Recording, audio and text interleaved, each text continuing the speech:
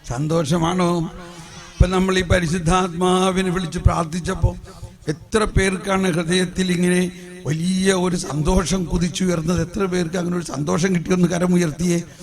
ഒന്ന് കൈയടിച്ച് കർത്താവിന് നന്ദി പറഞ്ഞേ. Price the Lord. പരിശുദ്ധാത്മാവിനെ ഒന്ന് വിളിക്കുമ്പോഴേക്കും ഓടിയെത്തുന്നു. ഓടിയെത്താൻ ദൂരമൊന്നും അല്ല ആള്. എവിടെയാ? ഓടിയെത്താൻ ദൂരെ അല്ല. എവിടെയാണ് പരിശുദ്ധാത്മാവ്? നമ്മുടെ ഉള്ളിൽ തന്നെയുണ്ട്. നമ്മുടെ ഉള്ളിൽ തന്നെയുണ്ട്. നമ്മൾ പണ്ടത്തെ ചില പാട്ടാണ്, ഒന്ന് വിളിച്ചാൽ ഓടിയെത്തുന്നു. അതെല്ലാം കവിതയാണ്. ഓടിയെത്താനായിട്ട് ആള് നമ്മുടെ ഉള്ളിൽ തന്നെ ഉണ്ട്. മനസ്സിലായോ? ഉള്ളിൽ തന്നെ ഉണ്ട്. പരിശുദ്ധാത്മാവ് നമ്മുടെ ജീവിതത്തിൽ അത്ഭുതകരമായ കാര്യങ്ങൾ ചെയ്യാൻ ആഗ്രഹിക്കുന്നുണ്ട്. നമ്മൾ ആഗ്രഹിക്കുന്നുണ്ടോ? നമ്മൾ അതിനു വേണ്ടി നമ്മളെ തന്നെ പൂർണ്ണമായിട്ട് അങ്ങ് വിട്ടുകൊടുക്കുമ്പോൾ നമ്മുടെ ജീവിതത്തിൽ അത്ഭുതകരമായ കാര്യങ്ങൾ ചെയ്യാൻ ആഗ്രഹിക്കുന്നു. അത്ഭുതകരമായ കാര്യങ്ങൾ. നമ്മൾ ഓരോരുത്തരുടെയും ജീവിതം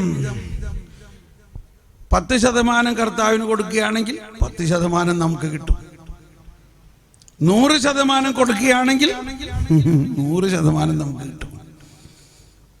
അതായത് നമ്മുടെ ജീവിതത്തിൻ്റെ ചാലക ശക്തി ദൈവം തന്നെയാണ്, പരിശുദ്ധാത്മാവാണ്, നമ്മളല്ലേ അല്ല. എന്നാൽ ഈ ഒരു ജ്ഞാനം, ഇത് ദൈവത്തിൻ്റെ ജ്ഞാനത്തിലൂടെയാണ് നമുക്കിത് മനസ്സിലാവുന്നത്. അതുകൊണ്ടാണ് നമുക്ക് ജ്ഞാനസ്നാനമാണ് നൽകിയിരിക്കുന്നത്. എന്താണ് നമുക്ക് നൽകിയിരിക്കുന്നത്? ജ്ഞാനസ്നാനം. നമുക്ക് ജ്ഞാനസ്നാനം നൽകിയിരിക്കുന്നതിലൂടെ ദൈവത്തിന്റെ ജ്ഞാനത്തിൽ നമ്മളെ മുക്കിയിരിക്കുന്നു. ദൈവത്തിന്റെ ജ്ഞാനം നമുക്ക് മുഴുവനും നൽകിയിരിക്കുന്നു. ഇനി പരിശുദ്ധാത്മാവേ വരണമേ എന്ന് പറയേണ്ട ആവശ്യമില്ല. പരിശുദ്ധാത്മാവേ തരണമേ എന്നും പറയേണ്ട ആവശ്യമില്ല. ഈശോ പറഞ്ഞു, അന്വേഷിപ്പിൻ നിങ്ങൾ കണ്ടെത്തും, മുട്ടുവിൻ നിങ്ങൾക്ക് തുറന്നു കിട്ടും. പരിശുദ്ധാത്മാവ് നമ്മളിൽ തന്നെ ഉണ്ട്. പരിശുദ്ധാത്മാവ് ജീവദാതാവാണ്, ജീവന്റെ ഉറവിടമാണ്, ദൈവം തന്നെയാണ്. നമ്മൾ പരിശുദ്ധാത്മാവിനെ കുറിച്ച് ചിന്തിക്കുമ്പോഴെല്ലാം പെട്ടെന്ന് മനസ്സിൽ വരുന്നത് ചില പ്രതീകങ്ങളാണ് വരുന്നത്. എന്താണ് ആദ്യം വരുന്ന പ്രതീകം? പ്രാവ്. പരിശുദ്ധാത്മാവ് പ്രാവ് പോലെയാണ്.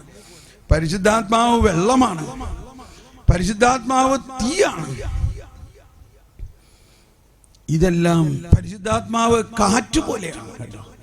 ഇതെല്ലാം പ്രതീകങ്ങളാണ്. എന്നാൽ പരിശുദ്ധാത്മാവ് ആരാകുന്നു? പരിശുദ്ധാത്മാവ് ഒരു വ്യക്തിയാണ്. ത്രിത്വത്തിലെ മൂന്നാമത്തെ ആളാകുന്നു, വ്യക്തിയാകുന്നു. പരിശുദ്ധാത്മാവ് ദൈവം തന്നെയാകുന്നു. കാറ്റോ മഴയോ വെള്ളമോ അഗ്നിയോ പ്രതീകങ്ങളാണ്. അതൊരു വ്യക്തിയുടെ പ്രതീകമായിട്ടല്ല നമ്മളെപ്പോഴും മനസ്സിലാക്കുന്നത്. പരിശുദ്ധാത്മാവ് ഒരു വ്യക്തിയാണെന്നും ആ പരിശുദ്ധാത്മാവ് മനുഷ്യ വ്യക്തിയിൽ വാസമുറപ്പിച്ചിരിക്കുന്നു എന്നും സഹവസിക്കുന്നു എന്നും ഉള്ള ഒരു അവബോധം നമുക്കുണ്ടാകുമ്പോഴാണ് പരിശുദ്ധാത്മാവിന്റെ അനുഭവം നമുക്ക് കൂടുതലായിട്ടുണ്ടാകുന്നത്. ഇത് പുതിയ നിയമത്തിന്റെ ആരംഭത്തിൽ തന്നെയുള്ള കാര്യമാണ്. പുതിയ നിയമത്തിന്റെ അവസാനത്തിലാണ് പരിശുദ്ധാത്മാവിനെ കുറിച്ച് ഈശോ പറയുന്നതും അപ്പസ്തോലന്മാർക്ക് അനുഭവമായതുമെങ്കിൽ അതിനേക്കാൾ ശക്തമായ അനുഭവം മത്തായിയുടെ സുവിശേഷത്തിന്റെ ആദ്യ അധ്യായത്തിലും ലൂക്കായുടെ സുവിശേഷത്തിലെ ആദ്യ അധ്യായത്തിലും നമ്മൾക്ക് ലഭിക്കുകയാണ്. അതെങ്ങനെയാണ്? വിശ്വാസ പ്രമാണത്തിൽ നമ്മൾ യേശുവിനെ കുറിച്ച് വിശ്വാസം പ്രഖ്യാപിക്കുമ്പോൾ പറയുന്നത് എന്താ? യേശു പരിശുദ്ധാത്മാവിനാൽ മറിയം പരിശുദ്ധാത്മാവിനാൽ ഗർഭം ധരിച്ചു. മറിയം പ്രസവിച്ചതാണ് യേശു. അപ്പോൾ യേശുവിന്റെ ജീവിതത്തിൽ പരിശുദ്ധാത്മാവിന്റെ വലിയ പ്രവർത്തനങ്ങൾ നമ്മൾ കാണുമ്പോൾ യേശുവിന്റെ ജീവിതം തന്നെ ഉത്ഭവിക്കുന്നത്, യേശു മനുഷ്യനായി അവതരിക്കുന്നത് പരിശുദ്ധാത്മാവിന്റെ പ്രവർത്തനത്തിലൂടെയാണ്. പരിശുദ്ധ ജോൺ പോൾ രണ്ടാമൻ മാർപ്പാപ്പയുടെ പ്രബോധനങ്ങളിലെ വലിയ ഒരു വിഷയമാണ്. ജോൺ പോൾ രണ്ടാമൻ മാർപ്പാപ്പയാണ് ഏറ്റവും കൂടുതൽ പരിശുദ്ധാത്മാവിനെ കുറിച്ചുള്ള പ്രബോധനങ്ങൾ നൽകിയിരിക്കുന്നത്. അതോടൊപ്പം പരിശുദ്ധ അമ്മയെക്കുറിച്ചുമുള്ള പ്രബോധനങ്ങൾ. ഇതിൽ രണ്ടും കൂടി സമന്വയിപ്പിക്കുന്ന ഒരു സ്ഥലത്ത് പറഞ്ഞിരിക്കുകയാണ്, മറിയത്തോട് കർത്താവിന്റെ മാലാഖ മംഗളവാർത്ത അറിയിച്ചപ്പോഴാണ്. എന്താണ് മംഗളവാർത്ത? കർത്താവിന്റെ മറിയത്തോട് മംഗളവാർത്ത എന്താ അറിയിച്ചത്? നീ ഗർഭിണിയാകും.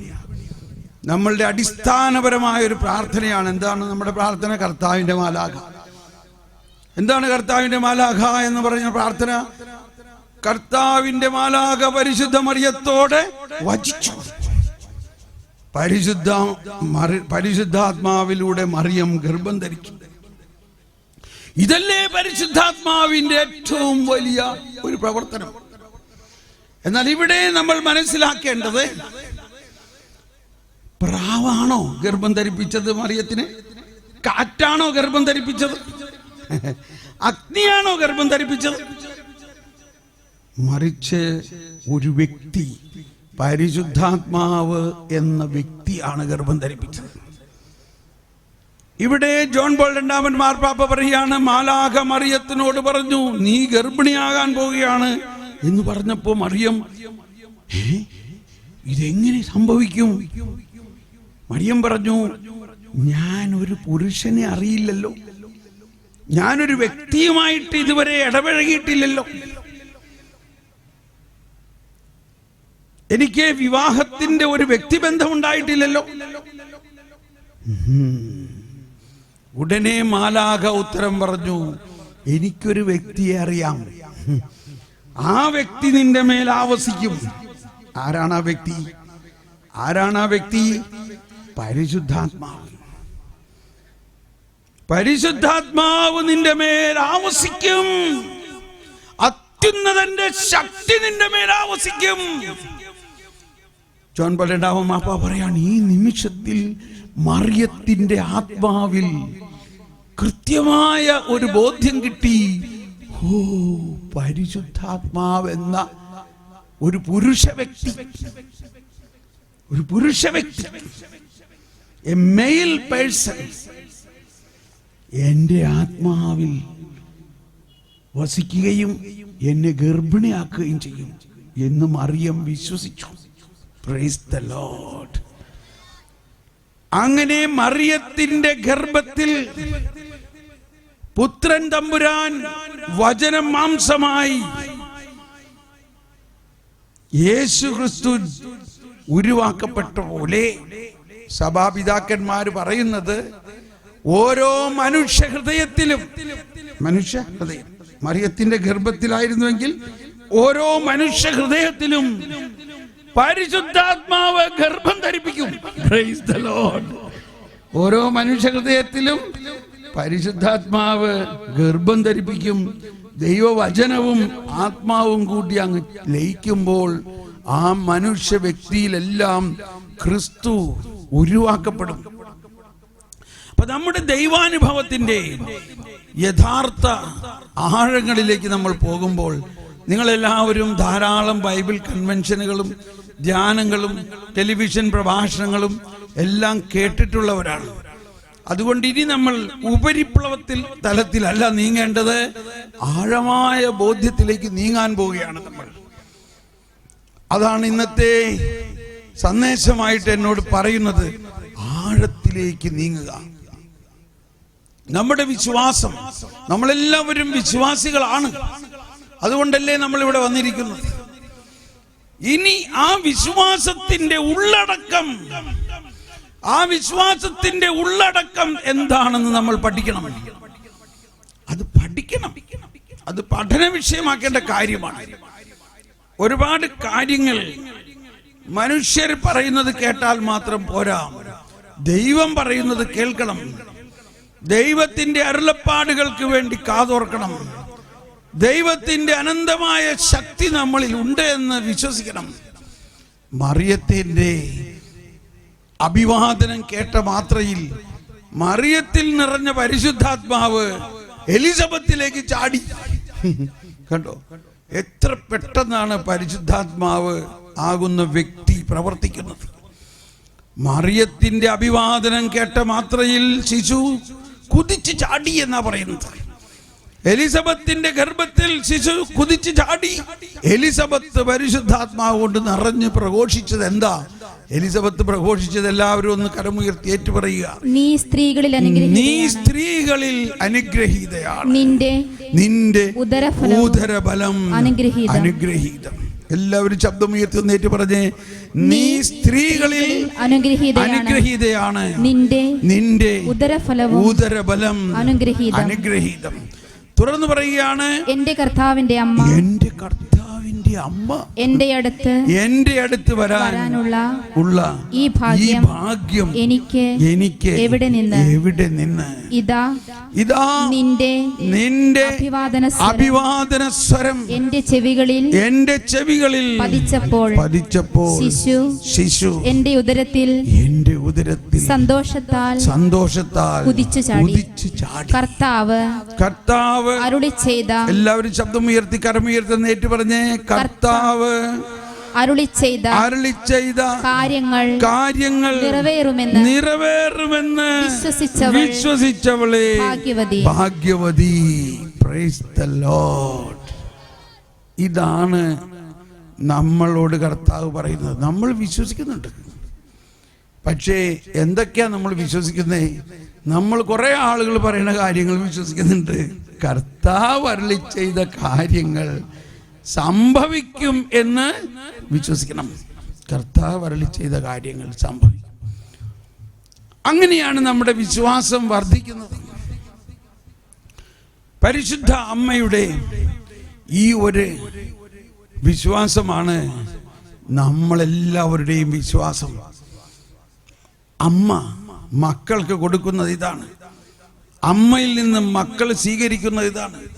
കുരിശിന്റെ ചുവട്ടിൽ വെച്ച് അമ്മയോട് ഈശോ പറഞ്ഞു, ഇതാണ് നിന്റെ മകൻ, അഥവാ ഇതാണ് നിന്റെ മക്കൾ, ഇവരെല്ലാവരും നിന്റെ മക്കളാണ്. ഇനി വിശ്വാസത്തിന്റെ അമ്മയാണ് നീ, സഭാമാതാവാണ് നീ, സഭാമാതാവിനെ പോലെ വിശ്വാസത്തിന്റെ മാതാവാണ് നീ. ഈ മക്കൾക്ക് നീ വിശ്വാസം പകരാൻ സഹായിക്കണം. സ്നേഹമുള്ളവരെ, മറിയം പരിശുദ്ധാത്മാവിനാൽ നിറഞ്ഞവളായ മറിയം ഉടനെ പരിശുദ്ധാത്മാവിനെ മറ്റുള്ളവർക്ക് കൊടുക്കുന്നവരായ പോലെ നമ്മൾ ഓരോരുത്തരിലും പരിശുദ്ധാത്മാവ് നിറയപ്പെട്ടിരിക്കുന്നുവെന്നും നമ്മളിൽ നിറഞ്ഞിരിക്കുന്ന പരിശുദ്ധാത്മാവ് നമുക്ക് മാത്രം തന്നിട്ടുള്ളതല്ല, ഉടനെ അത് മറ്റുള്ളവർക്ക് കൊടുക്കുമ്പോഴാണ് നമുക്ക് കൂടുതൽ ലഭിക്കുന്നത്. അപ്പോൾ പരിശുദ്ധാത്മാവിൻ്റെ പ്രവർത്തനമാണ് എല്ലാ ഹൃദയത്തിലും ക്രിസ്തീയ ജീവിതം എന്ന് പറയുന്നത്. ക്രിസ്തീയ ജീവിതത്തിൻ്റെ ആഴങ്ങളിലേക്ക് നമ്മൾ ഇറങ്ങുമ്പോൾ ഏറ്റവും പ്രധാനമായ തത്വം ഇതാണ്: പരിശുദ്ധാത്മാവാണ് നമ്മുടെ ക്രിസ്തീയ ജീവിതത്തിൻ്റെ ചാലകശക്തി. ആ ചാലകശക്തി നമ്മളിൽ നൽകിയിരിക്കുന്നത് നമ്മൾ കണ്ടെത്തുകയും ആ പരിശുദ്ധാത്മ ശക്തിയിലൂടെ ആദ്യം നമുക്ക് എന്ത് ലഭിക്കുന്നു, രണ്ടാമത് എന്ത് ലഭിക്കുന്നു, അഥവാ 1-ാം ക്ലാസ്സിൽ പഠിക്കണം, 2-ാം ക്ലാസ്സിൽ പഠിക്കണം, അങ്ങനെ പടിപടിയായി നമ്മൾ പഠിക്കണം. അതിൻ്റെ 1-ാം ക്ലാസ്സാണ് ജ്ഞാനം. പരിശുദ്ധാത്മാവ് നമുക്ക് നൽകുന്ന 1-ാം ക്ലാസ് അനുഭവം, ആദ്യമായി നമുക്ക് ലഭിക്കേണ്ട അനുഭവം ജ്ഞാനമാണ്. ഇത് മറ്റാരെയും നോക്കേണ്ടതില്ല, കർത്താവ് ഈശോ മിശിഹായെ തന്നെ നോക്കിയാൽ മതി. കർത്താവ് ഈശോ മിശിഹായുടെ ജീവിതം ആരംഭിക്കുന്നത് പരിശുദ്ധാത്മാവിലൂടെയാണ്. പരിശുദ്ധാത്മാവിലൂടെ വചനം മാംസമായാണ് യേശു ജനിച്ചത്. ദൈവപുത്രനായ യേശു മനുഷ്യപുത്രനാകുന്നത് പരിശുദ്ധാത്മാവിന്റെ പ്രവർത്തനത്തിലൂടെയാണ്. ഇനി അടുത്തെന്താണ്? ലൂക്കായുടെ സുവിശേഷം 2-ാം അധ്യായത്തിൽ 40-ാമത്തെ വചനം പറയുകയാണ്, ശിശു വളർന്നു. എല്ലാവരും കരമുയർത്തി ശബ്ദമുയർത്തി ഉച്ചത്തിൽ പ്രഘോഷിച്ചുകൊണ്ട്, ശിശു വളർന്ന് ജ്ഞാനം നിറഞ്ഞ് ശക്തനായി ദൈവത്തിന്റെ കൃപ അവന്റെ മേൽ ഉണ്ടായിരുന്നു. Price the Lord. ഒന്നുകൂടി ഉച്ചത്തിൽ പറഞ്ഞ എല്ലാവരും ശബ്ദമുയർത്തി, ശിശു വളർന്ന് ജ്ഞാനം നിറഞ്ഞ് ശക്തനായി ദൈവത്തിന്റെ കൃപ അവന്റെ മേൽ ഉണ്ടായിരുന്നു.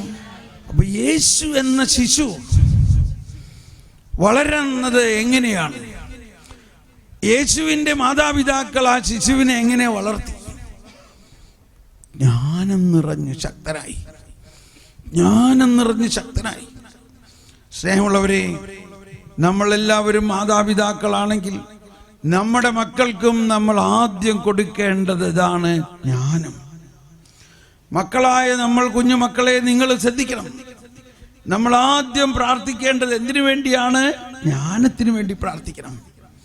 ജ്ഞാനം നമ്മളിലുണ്ട്, ജ്ഞാനസ്നാനമാണ് നമ്മൾക്ക് ലഭിച്ചിരിക്കുന്നത്. എന്നാൽ നമ്മളിൽ അധികം പേരും നമ്മുടെ സ്വന്തം ജ്ഞാനം, നമ്മുടെ മാനുഷിക ജ്ഞാനം ഉപയോഗിച്ചിട്ടാണ് കാര്യങ്ങൾ നടത്തുന്നത്. എന്നാൽ ദൈവിക ജ്ഞാനം നിറച്ച് നമ്മളിലുണ്ട്. മുട്ടുവിൻ, തുറക്കപ്പെടും.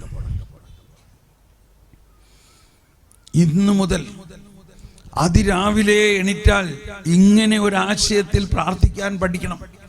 ഓ പരിശുദ്ധാത്മാവേ, ജ്ഞാനം തന്നെയായ പരിശുദ്ധാത്മാവേ, എന്നിൽ തുറക്കണമേ. എനിക്ക് ദൈവിക ജ്ഞാനത്തിന്റെ ഭണ്ഡാകാരം തുറക്കണമേ. ദൈവിക വെളിപാടുകൾ നൽകണമേ. ദൈവിക രഹസ്യങ്ങൾ എനിക്ക് പങ്കുവെച്ച് തരണമേ. എൻ്റെ ആത്മാവിനെ ദൈവത്തിന്റെ ജ്ഞാനത്താൽ പോഷിപ്പിക്കണമേ. പോഷണം. മനുഷ്യൻ അപ്പം കൊണ്ട് മാത്രമല്ല ജീവിക്കുന്നത്, ദൈവത്തിന്റെ അധരത്തിൽ നിന്ന് വരുന്ന ജ്ഞാനം കൊണ്ട് കൂടിയാണ്. അതാണ് ദൈവത്തിന്റെ അധരത്തിൽ നിന്ന് വരുന്ന വചനം എന്ന് പറയുന്നതിന്റെ അർത്ഥം. ദൈവത്തിന്റെ വചനം ദൈവത്തിന്റെ ജ്ഞാനമാണ്. ദൈവത്തിന്റെ വചനം ദൈവം തന്നെയാണ്. മനുഷ്യൻ അപ്പം കൊണ്ടല്ല ജീവിക്കുന്നത്, ദൈവത്തിന്റെ അധരത്തിൽ നിന്ന് വരുന്ന ജ്ഞാനം കൊണ്ടാണ്. അതെല്ലാവരും ഏറ്റു പറഞ്ഞേ, മനുഷ്യൻ അപ്പം കൊണ്ട് മാത്രമല്ല. എല്ലാവരും ഒരു കരമുയർത്തി ശബ്ദമുയർത്തി ഏറ്റു പറഞ്ഞേ, മനുഷ്യൻ അപ്പം കൊണ്ട് മാത്രമല്ല, ദൈവത്തിന്റെ അധരത്തിൽ നിന്നൊഴുകുന്ന ജ്ഞാനം കൊണ്ടാണ്, വചനം കൊണ്ടാണ്. ഹല്ലേലൂയ. സമാധാനമായോ? സമാധാനമായെന്ന് പറഞ്ഞിരുന്നാ പോരാ, രാവിലെ എഴുന്നേറ്റ് പ്രാർത്ഥിക്കണം.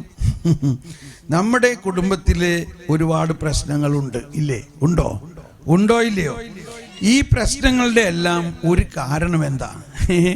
ഇത് വലിയ ആളുകൾക്ക് വേണ്ടിയാണ്. പിള്ളേര് വീട്ടിൽ ചെന്നിട്ട് പറയും, മമ്മി കേട്ടില്ലേ ഇന്നലെ ബ്രദർ പറഞ്ഞത്. അതാണ് പിള്ളേര് ചെന്ന് കഴിഞ്ഞാൽ മമ്മിമാരെയും അപ്പന്മാരെയും പറയും, കേട്ടില്ലേ ബ്രദർ പറഞ്ഞത്. എന്താ നമ്മുടെ ജീവിതത്തിലെ ഈ പ്രശ്നങ്ങളുടെ എല്ലാം കാരണം? ഒറ്റ കാരണമുള്ളൂ, നമ്മൾ ദൈവത്തിന്റെ ജ്ഞാനം ചോദിക്കാതെ ചില തീരുമാനങ്ങൾ എടുത്തു.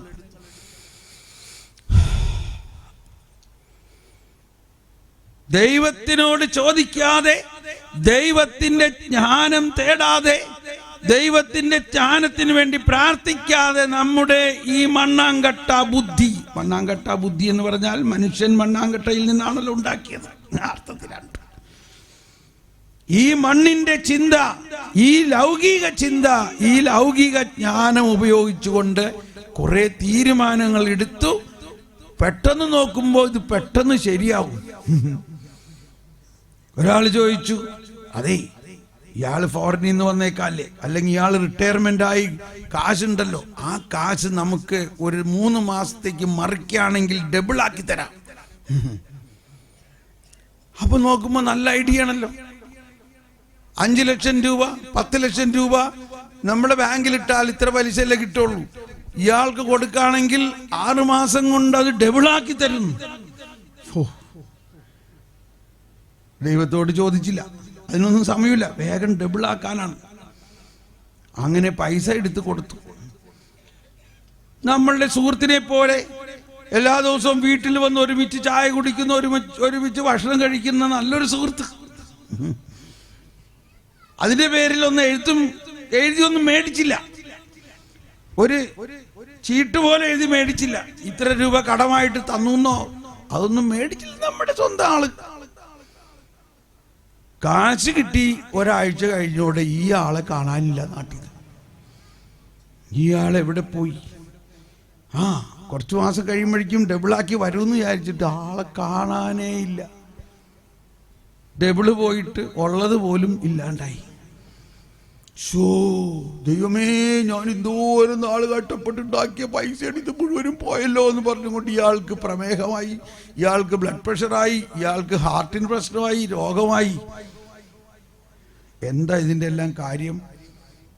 ദൈവത്തോട് ജ്ഞാനം ചോദിക്കാതെ ചില തീരുമാനങ്ങൾ എടുക്കുന്നു. ഈ ഭൗതികമായ ഒരു ഉദാഹരണം പറഞ്ഞത് എളുപ്പം മനസ്സിലാകുന്ന കാര്യമാണ്. ഇത് നമ്മുടെ കുടുംബത്തിൽ സംഭവിക്കുന്ന കാര്യമാണ്.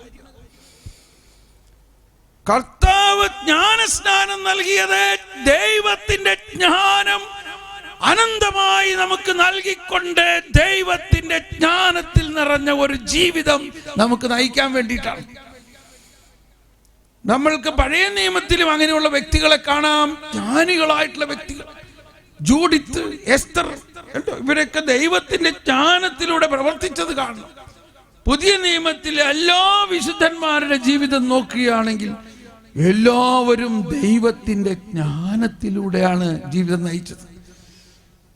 ഇവിടെയാണ് ഇന്നു മുതൽ നമുക്കുണ്ടാകേണ്ട വലിയൊരു വ്യത്യാസം. ഈ ജ്ഞാനം നമ്മളുടെ വാതിൽക്കൽ കാത്തിരിക്കുകയാണെന്നാണ് ജ്ഞാനത്തിന്റെ പുസ്തകത്തിൽ 6-ാം അധ്യായത്തിൽ 14-ാമത്തെ വചനം പറയുകയാണ്. എല്ലാവരും കരമുയർത്തി ശബ്ദമുയർത്തി ഏറ്റു പറയാം. പ്രഭാതത്തിലുണർന്ന് അവളെ തേടുന്നവർ പ്രയാസം കൂടാതെ അവളെ കണ്ടുമുട്ടും. അവൾ വാതിൽക്കൽ കാത്തുനിൽപ്പുണ്ട്. Praise the Lord. ഇത്ര എളുപ്പമാണോ? അത്ര എളുപ്പമാണ്. ഒന്നുകൂടി ഉച്ചത്തിലേറ്റ് പറഞ്ഞ ആ വചനം. പ്രഭാതത്തിലുണർന്ന് അവളെ തേടുന്നവർ പ്രയാസം കൂടാതെ അവളെ കണ്ടുമുട്ടും. അവൾ വാതിൽക്കൽ കാത്തുനിൽപ്പുണ്ട്. ആരാണവൾ?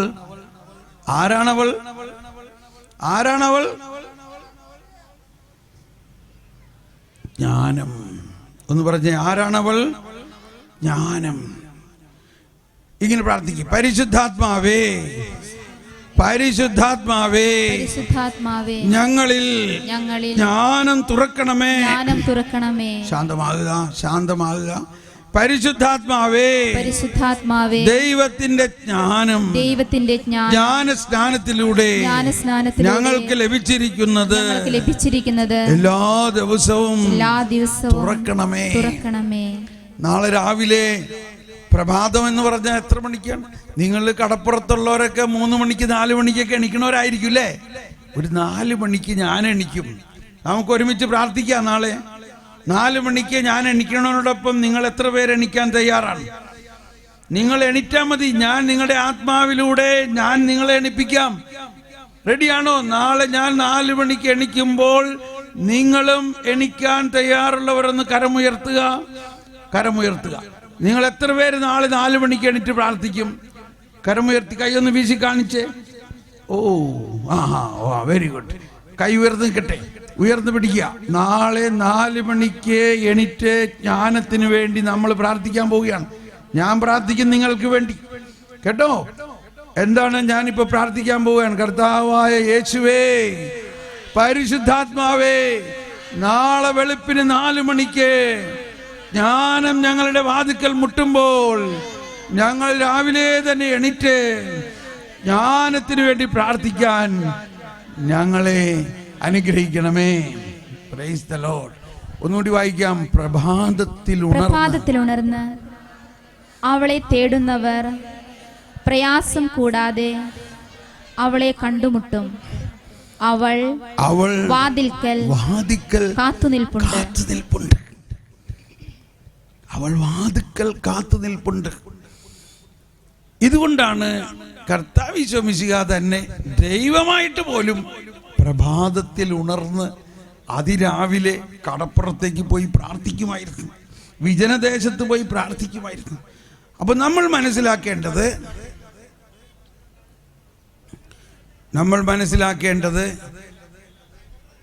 ജ്ഞാനത്തിന് വേണ്ടി പ്രാർത്ഥിച്ചാൽ മാത്രം പോരാ, എപ്പോഴെങ്കിലും പ്രാർത്ഥിച്ചാൽ പോരാ. അവിടെ ഒരു ജ്ഞാനം സമയം പറഞ്ഞിരിക്കുകയാണ്, ഒരു സമയം പറഞ്ഞിരിക്കുകയാണ്. ശാന്തമാകുക, വിടു, സമാധാനമായിട്ട്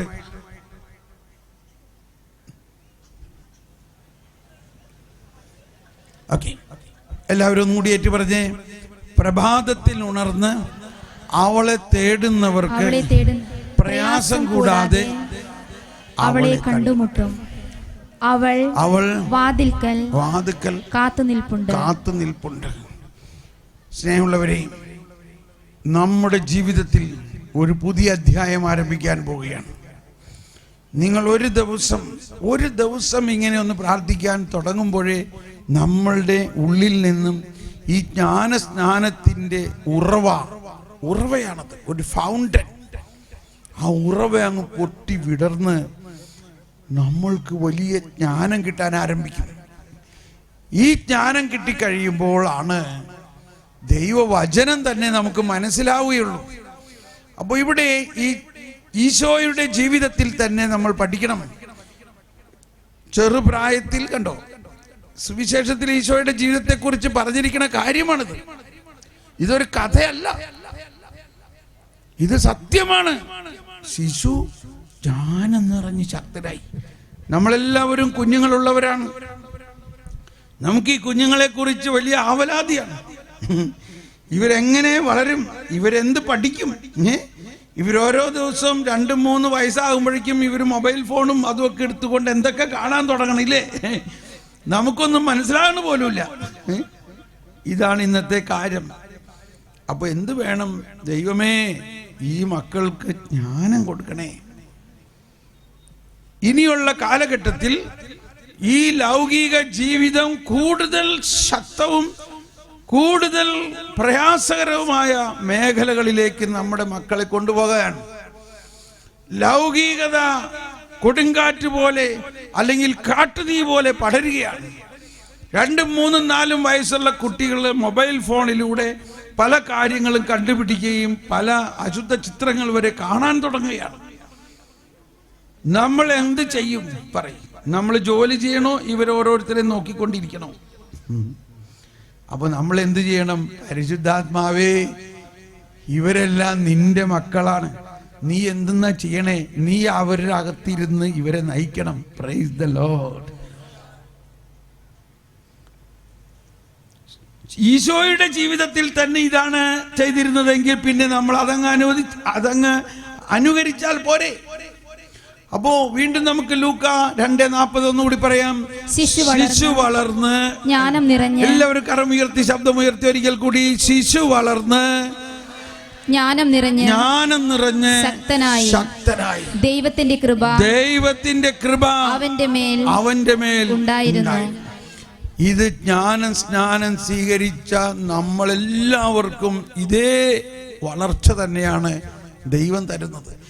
ഇനി ഈ ശിശു 12 വയസ്സായപ്പോൾ എന്താ സംഭവിച്ചത്? നമുക്കറിയാം, യേശു ബാലനായ ഒരു 12 വയസ്സിന്റെ കാലഘട്ടത്തിൽ വളരെ നിയമങ്ങളെല്ലാം പഠിച്ചു. അവരുടെ ചട്ടമനുസരിച്ച് 12 വയസ്സാകുമ്പോൾ മോശയുടെ പുസ്തകങ്ങളെല്ലാം പഠിക്കണം. അങ്ങനെ പഠിച്ച് ശിശുവിനെ ജെറുസലേം ദേവാലയത്തിൽ കൊണ്ടുപോയി കോൺസെക്രേറ്റ് ചെയ്യണം, സമർപ്പിക്കണം. ആ സമർപ്പണം കഴിഞ്ഞാൽ ആ ശിശുവിനെ പിന്നെ വചനം വ്യാഖ്യാനിക്കാൻ, അല്ലെങ്കിൽ ആ ബാലന് വചനം വ്യാഖ്യാനിക്കാൻ പോലുമുള്ള ദൗത്യം കിട്ടുകയാണ്. അങ്ങനെ ദേവാലയത്തിൽ കൊണ്ടുചെന്ന് ഈ സമർപ്പണം കഴിഞ്ഞ ഉടനെ തന്നെ ഇയാൾക്ക് ഭയങ്കര പ്രചോദനം. ഇനി ആ ദേവാലയത്തിലെ വലിയ വലിയ വേദശാസ്ത്രികൾ ഇരിക്കണ ആ ഭാഗത്തേക്ക് അവന് കടക്കാം. അതുവരെ അവിടെ കിടക്കാൻ പറ്റില്ല, അതുവരെ ആ ഭാഗത്ത് പോകാൻ പറ്റില്ല. ആ ആള് പതുക്കന മമ്മിയും പപ്പേനെയും കാണാണ്ട് അങ്ങോട്ടേക്ക് പോയി. ഔസേപ്പ് വിചാരിച്ചു ബാലൻ അമ്മയുടെ കൂടെ ഉണ്ടാവും വിചാരിച്ചു. അമ്മ വിചാരിച്ചു ഇവൻ അപ്പന്റെ കൂടെ ഉണ്ടാവും വിചാരിച്ചു. ഇവൻ എന്താ ചെയ്യണേ? ഇവൻ അവിടെ വേദശാസ്ത്രികളോടൊപ്പം ദൈവിക ജ്ഞാനത്തിൽ കാര്യങ്ങൾ സംസാരിക്കാൻ തുടങ്ങി. ഒന്ന് ആലോചിച്ച് നോക്കിയേ, 12 വയസ്സായ ഈ ബാലൻ വേദശാസ്ത്രികളോടൊപ്പം ഇരുന്നു കൊണ്ട് അവരോട് ചോദ്യങ്ങൾ ചോദിക്കണു. ചോദ്യം ചോദിക്കൽ കേട്ടപ്പോ തന്നെ ഈ വേദശാസ്ത്രികൾക്ക് ഭയങ്കര സന്തോഷം. ഇവൻ ഈ ബാലൻ ഇത്രയും വലിയ ചോദ്യങ്ങൾ എങ്ങനെ ചോദിക്കണു? മാത്രമല്ല അവൻ ഈ ഉത്തരങ്ങളെല്ലാം കേൾക്കുമ്പോ അവനത് ശരിക്കും മനസ്സിലാവുന്നു. ഇവൻ ആര്?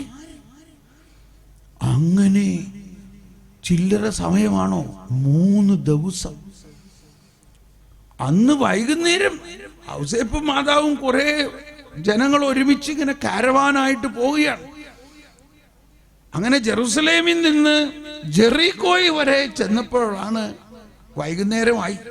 അപ്പൊ അവർ ഇതേമാതിരി ഒരുമിച്ച് കൂടിയപ്പോഴാണ് വീണ്ടും ഔസേപ്പും മാതാവും മറിയവും കാണുന്നത്. അപ്പൊ ഔസേപ്പ് ചോദിച്ചു, മറിയം മോനെവിടെ? ഞാൻ വിചാരിച്ച് നിങ്ങളുടെ കൂടെ ഉണ്ട്. എന്തി പറയണത്? എന്തി പറയണത്? ഞാൻ വിചാരിച്ച് നിന്റെ കൂടെ ഉണ്ട്. അയ്യോ മോനെ കാണാനില്ല. അയ്യോ എന്റെ മോനെ. എന്ത് ചെയ്യും? ഒരു കണക്കിന് അവർ നേരം വെളുപ്പിച്ചു. നേരം വെളുത്ത ഉടനെ അവർ വീണ്ടും ജെറുസലേമിലേക്ക് പോയി. അവിടെ വീണ്ടും രാത്രി തങ്ങി. പിറ്റേ ദിവസം അന്വേഷിച്ച് എവിടെ പോയിരിക്കും? അപ്പൊ അവരന്ന് താമസിക്കാറ് ജെറുസലേമിൽ ചെല്ലുമ്പോഴെല്ലാം ഈ മറിയവും ഔസേപ്പും മക്കളും മോനും കൂടി താമസിക്കാറുള്ളത് നമ്മുടെ ലാസർ മർത്ത മറിയത്തിന്റെ വീട്ടിലായിരുന്നു. അവരൊക്കെ കുഞ്ഞുങ്ങളാണേ. അവരുടെ അപ്പനും ഇവരും വലിയ സുഹൃത്തുക്കളാണ്. ആദ്യം അവിടെ ചെന്നിട്ടും അവിടെ വന്നിട്ടില്ല ആള്. എവിടെ പോയി? അങ്ങനെ അവർ വീണ്ടും ജെറുസലേം ദേവാലയത്തിൽ ചെന്നപ്പോൾ എന്താ, ആശാൻ അവിടെ ഇരിക്കുക. അവിടെ ഇരുന്നുകൊണ്ട് എന്ത് ചെയ്യാ? ഒന്ന് ആലോചിച്ചോ. അവിടെ ഇരുന്നുകൊണ്ട് മൊബൈൽ ഫോണിൽ വാട്സപ്പ് കാണുമായിരുന്നോ?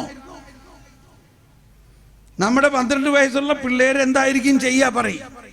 നമ്മുടെ ഒന്ന് കണ്ണ് തെറ്റിച്ചാൽ അവർ ഉടനെ കമ്പ്യൂട്ടറും മീഡിയ ഗെയിമും ഒക്കെ ആയിട്ട് അവിടെ ഇരിക്കും. കർത്താവീശോ മിശിഹ 12 വയസ്സിൽ എന്ത് ചെയ്തു? അവൻ ഉപാധ്യായന്മാരുടെ കൂടെ ഇരുന്ന് അവർ പറയുന്നത് കേൾക്കുകയും അവരോട് ചോദ്യങ്ങൾ ചോദിക്കുകയും ചെയ്യുകയായിരുന്നു. എന്നിട്ട് എന്താ അവിടെ സംഭവം? കേട്ടവരെല്ലാം, എല്ലാവരും കരമുയർത്തുന്ന ഉച്ചത്തിലേറ്റ് പറഞ്ഞേ, കേട്ടവരെല്ലാം അവന്റെ ബുദ്ധിശക്തിയെ മറുപടികളിലും അത്ഭുതപ്പെട്ടു. ഒന്നുകൂടി ഏറ്റു പറഞ്ഞ എല്ലാവരും, കേട്ടവരെല്ലാം അവന്റെ ബുദ്ധിശക്തിയിലും മറുപടികളിലും അത്ഭുതപ്പെട്ടു. സ്നേഹമുള്ളവരെ, ഇത് ഇന്നും സംഭവിക്കാം. ഇതിന്നും സംഭവിക്കണമെങ്കിൽ മാതാപിതാക്കളായ നമ്മൾ അതിരാവിലെ എഴുന്നേറ്റ് നമ്മൾ തന്നെ ജ്ഞാനത്തിന് വേണ്ടി പ്രാർത്ഥിക്കുകയും, അങ്ങനെ നമ്മൾ ജ്ഞാനത്തിന് വേണ്ടി പ്രാർത്ഥിക്കുമ്പോൾ നമ്മുടെ മക്കളിൽ ഈ ജ്ഞാനം നിറയും. നമ്മുടെ മക്കൾ ദൈവിക ജ്ഞാനത്തിൽ പ്രബുദ്ധരാകുന്ന ഒരു കാലഘട്ടം വരും. അത് വരും എന്നുള്ളതിന് യാതൊരു സംശയമില്ല. അത് ദൈവത്തിന്റെ അരുളപ്പാടാണ്. അതാണ് യേശയ്യാ പ്രവചനത്തിൽ 11-ാം അധ്യായത്തിൽ യേശുവിനെ കുറിച്ച് പറഞ്ഞിരിക്കുന്നത്. എന്താ? കർത്താവിന്റെ ആത്മാവ്. എല്ലാവരും കരമുയർത്തിയേറ്റ് പറഞ്ഞുകൊണ്ട്, കർത്താവിന്റെ ആത്മാവ് അവന്റെ മേൽ ആവസിക്കും. ജ്ഞാനത്തിന്റെയും വിവേകത്തിന്റെയും ആത്മാവ്, ഉപദേശത്തിന്റെയും ശക്തിയുടെയും ആത്മാവ്, അറിവിന്റെയും ദൈവഭക്തിയുടെയും ആത്മാവ്. ഈ ആത്മാവാണ് നമ്മുടെ മേൽ ജ്ഞാനസ്നാനത്തിലൂടെ വന്നിരിക്കുന്നത്. അതുകൊണ്ടാണ് ആ 11-ാം അധ്യായത്തിൽ 9-ാമത്തെ വചനം പറയുന്നത്, ഈ പ്രപഞ്ചം മുഴുവനും സമുദ്രം ജലം കൊണ്ടെന്ന പോലെ ഈ ലോകം മുഴുവനും കർത്താവിനെ കുറിച്ചുള്ള ജ്ഞാനം കൊണ്ട് നിറയും. എല്ലാവരും കരമുയർത്തി ശബ്ദമുയർത്തി നേറ്റ് പറയുക. സമുദ്രം ജലം കൊണ്ടെന്ന പോലെ ഭൂമി കർത്താവിനെ കുറിച്ചുള്ള ജ്ഞാനം കൊണ്ട് നിറയും. ഇതാ നോക്കൂ, ആ സമുദ്രത്തിലേക്കൊന്ന് നോക്കൂ. കണ്ടോ, നമ്മുടെ കൺമുമ്പിൽ കാണുന്നു സമുദ്രം ജലം കൊണ്ടെന്ന പോലെ. Price the Lord. ഒന്ന് നോക്കിയേ. ഓ, എത്ര മനോഹരമായ സമുദ്രം, വിശാലമായ ഈ സമുദ്രം ജലം കൊണ്ട് നിറഞ്ഞു കിടക്കുന്ന പോലെ. എന്ത് സംഭവിക്കുമെന്ന്? ഭൂമി കർത്താവിനെ കുറിച്ച്, എല്ലാ മനുഷ്യരും കർത്താവിനെ കുറിച്ചുള്ള ജ്ഞാനം കൊണ്ട് നിറയും. ഇത് യേശയ്യ ഒരു തമാശ എഴുതിയേക്കണതാണോ? ആണോ? ഇത് ഒരു പ്രവചനമാണ്. ഈ പ്രവചനം പൂർത്തിയാകുമെന്ന് വിശ്വസിക്കുന്നവർ ഒന്ന് കരമുയർത്തുക. ഈ പ്രവചനം പൂർത്തിയാകുമോ? എല്ലാവരും ശബ്ദമുയർത്തി, ഈ പ്രവചനം പൂർത്തിയാകുമോ? ആകും. അതാണ് ജ്ഞാനസ്നാനത്തിലൂടെ നമുക്ക് നൽകിയിരിക്കുന്നത്. ഈ പ്രവചനത്തിന്റെ പൂർത്തീകരണം നമ്മളിൽ ഉണ്ടാകുന്നതിനാണ് നമ്മളെ ആ ജ്ഞാനം കൊണ്ട് നിറച്ചിരിക്കുന്നത്. നമ്മൾക്ക് ലഭിച്ചിരിക്കുന്ന ഈ ക്രിസ്തുവിന്റെ ജ്ഞാനം, ക്രിസ്തുവിന്റെ ആത്മാവിൽ വന്ന ഈ ജ്ഞാനം, കർത്താവിന്റെ ആത്മാവ് അവന്റെ മേലുണ്ടായിരിക്കും. ജ്ഞാനത്തിന്റെയും അറിവിന്റെയും വിവേകത്തിന്റെയും ധൈര്യത്തിന്റെയും ദൈവഭയത്തിന്റെയും ആലോചനയുടെയും ആത്മാവ് നമുക്ക് നൽകിയിട്ടുണ്ട്. അത് തുറക്കട്ടെ. നമ്മുടെ ജീവിതം എത്ര അനുഗ്രഹീതമാകും. നമ്മുടെ ജീവിതം അനുഗ്രഹിക്കപ്പെടുന്നതിനുള്ള എല്ലാം നമുക്ക് നൽകി കഴിഞ്ഞിരിക്കുന്നു. ഇനി ഒന്നും നമുക്ക് കിട്ടേണ്ടതില്ല. ഇനിയും നമ്മൾ തരണമേ എന്നല്ല പ്രാർത്ഥിക്കേണ്ടത്. തന്നു കഴിഞ്ഞിരിക്കുന്നത് കുടിക്കുക, തന്നു കഴിഞ്ഞിരിക്കുന്നത് ഭക്ഷിക്കുക. Praise the lord. എന്താണ് തന്നു കഴിഞ്ഞിരിക്കുന്നത്? ദൈവത്തിന്റെ ജ്ഞാനം. ഇത് പരിശുദ്ധാത്മാവിന്റെ ഒരു പ്രവർത്തനമേ ആവണുള്ളൂ, ഒരു പ്രവർത്തനം. ഇനി അടുത്തതാണ് ബുദ്ധി, വിശ്വാസം. അത് പിന്നെ നമുക്ക് വരാം. ഈ ജ്ഞാനം തുറക്കാതെ വിശ്വാസം തുറക്കില്ല. വിശ്വാസമുണ്ട്, ഉപരിപ്ലവമാണ്. വിശ്വാസത്തിന്റെ ആഴത്തിലേക്ക് പോകണമെങ്കിൽ ദൈവിക ജ്ഞാനം നമ്മളിൽ ഉണ്ടാകണം, അല്ലെങ്കിൽ നമുക്കൊന്നും മനസ്സിലാവില്ല. അതുകൊണ്ട് നാളത്തെ ക്ലാസ് മനസ്സിലാകണമെങ്കിൽ നാളെ ഹോംവർക്ക് ചെയ്യണം. വീട്ടിൽ പോയിരുന്ന് ഹോംവർക്ക് ഇല്ലേ, പിള്ളേർ വീട്ടിൽ നിന്ന് സ്കൂളിൽ നിന്ന് വരണില്ലേ, ഹോംവർക്ക് ചെയ്യണമെന്ന് പറയില്ലേ. കുട്ടികളെല്ലാവരും ശ്രദ്ധിച്ചോ. നിങ്ങളെല്ലാവരും നാളെ വെളുപ്പിന് എഴുന്നേറ്റ് എന്ത് ചെയ്യണം? ജ്ഞാനത്തിന്റെ പുസ്തകം വായിച്ചുകൊണ്ട് ജ്ഞാനം നൽകണേ എന്ന് പ്രാർത്ഥിക്കണം. 6:30 പള്ളിയിൽ വരെയും വേണം ഇല്ലേ? 6:30 പള്ളിയിൽ വരണം കേട്ടോ. അത് 4 മണിക്ക് എണീറ്റെന്നും പറഞ്ഞിട്ട് 6 മണിക്ക് പള്ളിയിലായിരിക്കണം. ഈ 3-4 ദിവസം നമുക്ക് നല്ല കുറച്ച് ജോലി ചെയ്യാനുണ്ട്. വെളുപ്പിന് എണീറ്റ് പ്രാർത്ഥിക്കണം. എല്ലാ കുടുംബത്തിലും വെളുപ്പിനുള്ള പ്രാർത്ഥന ഉണ്ടാകണം. ഈ കുട്ടികളൊക്കെ വലിയ പുണ്യവാളന്മാരാവും. ഇത് ഡോൺ ബോസ്കോയുടെ ദേശമാണ് ഇല്ലേ? ഡോൺ ബോസ്കോ എന്താ ചെയ്തത്? പിള്ളേരെ മുഴുവനും വിശുദ്ധരാക്കുക. ഈ പിള്ളേരെല്ലാം നല്ലവരാണ്. അവരെല്ലാം നല്ലവരാണ്. അവർക്കൊരു ചെറിയ സ്പെല്ലിംഗ് മിസ്റ്റേക്ക് ഉണ്ട്. എന്താ? അവർക്ക് ദൈവത്തിന്റെ ജ്ഞാനവും കൂടി അങ്ങ് കിട്ടിയാൽ മതി. അപ്പോൾ വീണ്ടും നമുക്ക് ഈശോയുടെ ആ പാതയിലേക്ക് പോകുക. കണ്ടോ, ഈശോയുടെ ജീവിതത്തെക്കുറിച്ച് സുവിശേഷത്തിൽ പറയുന്നത്, ഈശോ പറയാണ് നിങ്ങൾ എന്നെ അനുകരിക്കുക എന്ന് പറയുമ്പോൾ നമ്മളൊക്കെ ആദ്യം വിചാരിച്ചിരുന്നത് 33-30 വയസ്സായി ഈശോനെ അനുകരിക്കാനാണ്. പെട്ടെന്ന് കയറിയിട്ട് 10ാം ക്ലാസ്സിൽ പോയി പഠിക്കാൻ പറ്റുമോ? 1ാം ക്ലാസ്സിൽ പഠിക്കാണ്ട് പെട്ടെന്ന് കയറിയിട്ട് 30 വയസ്സുള്ള യേശുവിനെ അനുകരിക്കാൻ പറ്റുമോ? 30 വയസ്സുള്ള യേശുവിനെ അനുകരിക്കുന്നതിന് മുമ്പ് കുഞ്ഞായ യേശുവിനെ, ബാലനായ യേശുവിനെ അനുകരിക്കണം. ബാലനായ യേശു 12 വയസ്സിൽ ദൈവത്തിന്റെ ജ്ഞാനം കൊണ്ട് നിറഞ്ഞ പോലെ നമ്മളും നിറയണം. ഇനി കഴിഞ്ഞില്ല, 3ാമത്തെ ഘട്ടം. ഇപ്പൊ ശിശുവായിരുന്നപ്പോൾ ജ്ഞാനം കൊണ്ട് നിറഞ്ഞു. 12 വയസ്സുള്ള ബാലനായിരുന്നപ്പോൾ ജ്ഞാനവും ബുദ്ധിയും കൊണ്ട് നിറഞ്ഞു. അതിനുശേഷം അവനൊരു യുവാവായി നയിച്ചു. ഒരു 20-25 വയസ്സൊക്കെ ആയപ്പോൾ അവിടെ എഴുതിയിരിക്കുകയാണ് 2-ാം അധ്യായത്തിൽ 52-ാമത്തെ വചനം പറയുന്നത് എന്താ? യേശു ജ്ഞാനത്തിലും പ്രായത്തിലും ദൈവത്തിന്റെയും മനുഷ്യരുടെയും പ്രീതിയിലും വളർന്നു. അവന്റെ വളർച്ച കണ്ടോ. ഈ യേശുവിന്റെ 30 വയസ്സ് കാലം വരെയുള്ള ആ രഹസ്യ ജീവിതത്തെക്കുറിച്ച് ലൂക്കാ സുവിശേഷകൻ എഴുതിയിരിക്കുന്നത് 13 വചനങ്ങളാണ്, 40 മുതൽ 52 വരെ. അതിൽ മുഴുവനും പറഞ്ഞേക്കുന്നത് എന്താ? ജ്ഞാനത്തെക്കുറിച്ചും ബുദ്ധിയെക്കുറിച്ചും വിവേകത്തെക്കുറിച്ചുമാണ്. വേറൊരു പണി ഉണ്ടായിരുന്നില്ല ഇയാൾക്ക്. ശിശുവായിരുന്നപ്പോൾ ജ്ഞാനം, ബാലനായിരുന്നപ്പോൾ ജ്ഞാനം, യുവാവായിരുന്നപ്പോഴും അവൻ ജ്ഞാനത്തിൽ വളർന്നു. സ്നേഹമുള്ളവരെ, ഇത് കിട്ടിയാൽ മതി നമ്മുടെ ജീവിതം ധന്യമാകാൻ വേണ്ടി. അതെല്ലാവരും കരമുയർത്തി ഉച്ചത്തിൽ നേറ്റു പറഞ്ഞ് പ്രാർത്ഥിക്കാം. എന്നിൽ വസിക്കുന്ന പരിശുദ്ധാത്മാവേ, ജ്ഞാനം നിറയ്ക്കണമേ. എന്നിൽ വസിക്കുന്ന പരിശുദ്ധാത്മാവേ, എല്ലാവരും ശബ്ദമുയർത്തി ജ്ഞാന സ്നാനത്തിലൂടെ എനിക്ക് ലഭിച്ചിരിക്കുന്ന ജ്ഞാനത്തിൻ്റെ നിധി തുറക്കണമേ. പരിശുദ്ധാത്മാവേ, എന്നിൽ തുറക്കണമേ. Price the Lord. നമുക്കിനിയും പുതിയ നിയമത്തിൽ ഈശോ തന്നെ ഒരുപാട് സ്ഥലത്ത് പറഞ്ഞിട്ടുണ്ട്. ഈശോ സ്വർഗസ്ഥനായ പിതാവേ എന്നുള്ള പ്രാർത്ഥന പഠിപ്പിച്ചു കഴിഞ്ഞ് അതിൻ്റെ അവസാനത്തിൽ ലൂക്ക 11-ാം അധ്യായത്തിൽ 30-ാമത്തെ വചനം, അതിൽ അവസാനം പറയുകയാണ്, ദക്ഷിണദേശത്തെ രാജ്ഞി വിധി ദിവസത്തിൽ ഈ തലമുറയിലെ ജനങ്ങളോടൊപ്പം ഉയർപ്പിക്കപ്പെടുകയും ഇതിനെ കുറ്റം വിധിക്കുകയും ചെയ്യും. എന്തെന്നാൽ സോളമന്റെ വിജ്ഞാനം ശ്രവിക്കാൻ അവൾ ഭൂമിയുടെ അതിർത്തിയിൽ നിന്ന് വന്നു. എന്നാൽ ഇതാ ഇവിടെ സോളമനേക്കാൾ വലിയവൻ. Price the Lord.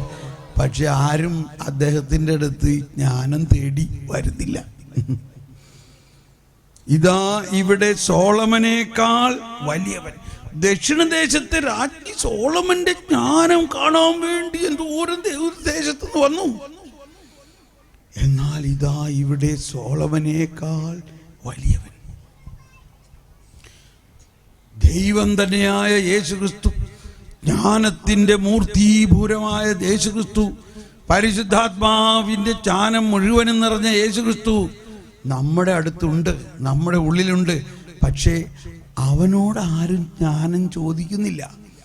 നമ്മുടെ തന്നിഷ്ടപ്രകാരം, സന്നിഷ്ടം എന്ന് പറഞ്ഞാൽ വേറെ ഒന്നും ഉദ്ദേശിച്ചിട്ടല്ല, മാനുഷികമായ ജ്ഞാനത്തിൻ്റെ വലിയ ഒരു അഹങ്കാരത്തിലൂടെ കുറെ കാര്യങ്ങളൊക്കെ ചെയ്ത് കൂട്ടുന്നു. പക്ഷേ അവസാനം പലതും ഉദ്ദേശിച്ച മാതിരി വിജയിക്കുന്നില്ല. വിഷമായോ? സന്തോഷിക്കുകയാണ് വേണ്ടത്. നാളെ മുതൽ നിങ്ങളുടെ ജീവിതത്തിൽ വലിയ സംഭവം നടക്കാൻ പോവുകയാണ്. ഒരുപാട് കാര്യങ്ങൾക്ക് ഉത്തരം കിട്ടും. ഒരുപാട് കാര്യങ്ങൾ നമ്മൾ ഇങ്ങനെയാണ് പലരും പറയുന്നത്, എൻ്റെ ബ്രദറെ എങ്ങനെ മുന്നോട്ട് പോകണമെന്ന് അറിയില്ല. പലരുടെ അവസ്ഥ ഇതാണില്ലേ, എങ്ങനെ മുന്നോട്ട് പോകണമെന്ന് അറിയില്ല. അപ്പൊ എങ്ങനെ അറിയും? അത് എന്ത് ചെയ്യണം? കർത്താവേ ഇപ്പം അറിയാം. എന്തറിയാം? ജ്ഞാനം കിട്ടിയാൽ ദൈവം തന്നെ നമുക്ക് വഴി കാണിച്ചു തരും. ദൈവം തന്നെ വഴി കാണിച്ചു തരും. ജ്ഞാനത്തിൻ്റെ പുസ്തകത്തിൽ എഴുതിയിരിക്കുന്നത് വേറെ ഒരു കടപ്പുറത്തെ കാര്യമാണ്, ഒരു കടലിലെ കാര്യമാണ് എഴുതിയിരിക്കുന്നത്. 14-ാം അധ്യായത്തിൽ എഴുതിയിരിക്കുന്നത് വായിക്കാം. കോളുകൊണ്ട സമുദ്രത്തിൽ യാത്രയ്ക്കൊരുക്കുന്നവൻ താനിരിക്കുന്ന കപ്പലിനേക്കാൾ അതിദുർബലമായ തടിക്കഷണത്തോട് പ്രാർത്ഥിക്കുന്നു. ആ യാനപാത്രത്തിന് രൂപം നൽകിയത് ലാഭേച്ഛയാണ്. ജ്ഞാനമാണ് അതിന്റെ ശില്പി. പിതാവേ, ഒരു മിനിറ്റ്, ഇതൊന്ന് എല്ലാവരും ഏറ്റു പറഞ്ഞ്, ജ്ഞാനമാണ് അതിന്റെ ശില്പി. ഒന്ന് എല്ലാവരും ഏറ്റു പറഞ്ഞ്, ജ്ഞാനമാണ് അതിന്റെ ശില്പി. അപ്പൊ ജ്ഞാനമാണ് വലിയ കാര്യങ്ങളുടെ എല്ലാം. ഇപ്പൊ അവിടെ ഒരു കപ്പൽ ചെരിഞ്ഞ് കിടക്കണ കാണുന്നുണ്ട് ഇവിടെ നിന്ന് നോക്കിയപ്പോൾ. അങ്ങനെ ഞങ്ങൾക്കറിയാം ഈ കടലിൽ എന്തോരം കപ്പലുകളാണ്. കടലിൽ ശോഭിച്ചു കഴിഞ്ഞാൽ എത്ര വലിയ കപ്പലായാലും പറയാനായിട്ട് ഇത്ര പോയി സമയം എടുക്കോ? ഇല്ലേ? നമ്മൾ കേട്ടിട്ടുണ്ടല്ലോ, ഇത്രയും വലിയ കപ്പൽ ടൈറ്റാനിക് കടലിൽ വന്നിട്ടോ ആദ്യത്തെ വോയേജിൽ തന്നെ മുങ്ങിപ്പോയില്ലേ? ഇത്രയൊക്കെ ഉള്ളൂ വലിയ കപ്പലിൻ്റെ കാര്യം. ഇവിടെ പറഞ്ഞിരിക്കുകയാണ്, കോളുകൊണ്ട കപ്പലിൽ യാത്ര ചെയ്യുന്നവൻ, ഈ ഇരുമ്പ് കപ്പലാണെങ്കിലും അവന് മനസ്സിലായി ഇത് സംഭവം അപകടമാണ്. ഈ കപ്പൽ മുങ്ങാനുള്ള എല്ലാ ചാൻസും ഉണ്ട്. കപ്പൽ മുങ്ങാനുള്ള ചാൻസ് ഉണ്ടെന്ന് മനസ്സിലായപ്പോൾ അവൻ എന്തിനോട് പ്രാർത്ഥിക്കുന്നു? ഒരു തടിക്കഷ്ണത്തോട് പ്രാർത്ഥിക്കണമെന്ന്. എന്താണ് ഈ തടിക്കഷ്ണം? ഈ കടപ്പുറത്തുള്ള നിങ്ങൾക്ക്